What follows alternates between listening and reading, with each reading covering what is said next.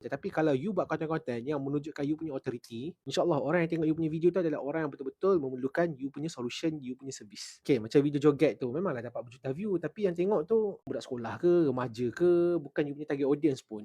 Dan bukannya orang yang ada duit pun nak datang you punya klinik. Dan kadang-kadang kalau orang datang klinik tu pun dapat rawatan, and then dia orang nak takat gambar dengan doktor tu sebab doktor tu famous. Okay, boleh. Famous dan sebagainya. Tapi adakah mereka akan repeat? Adakah mereka akan datang lagi? Sebab selalunya passion macam ni dia low quality dan tak setia lah sebenarnya. Jadi when we talk about authority, you nak passion datang sebab doktor ni nampak pandai, doktor ni nampak trust, doktor ni nampak real kan.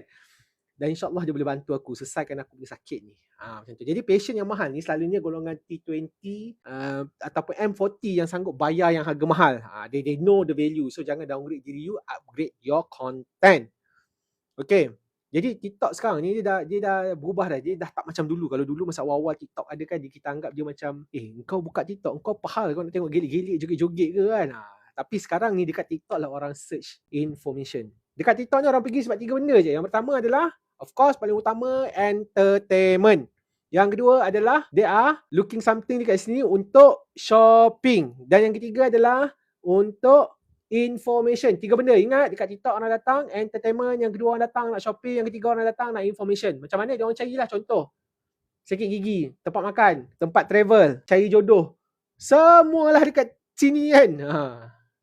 So dia dah jadi search engine sebenarnya. Orang mencari.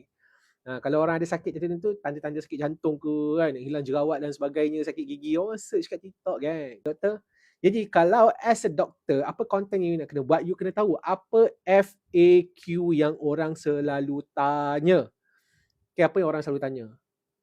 You jawab soalan tu, sebab bila bercakap menjawab tentang soalan tersebut, possibility mereka akan jumpa you punya content adalah lebih tinggi.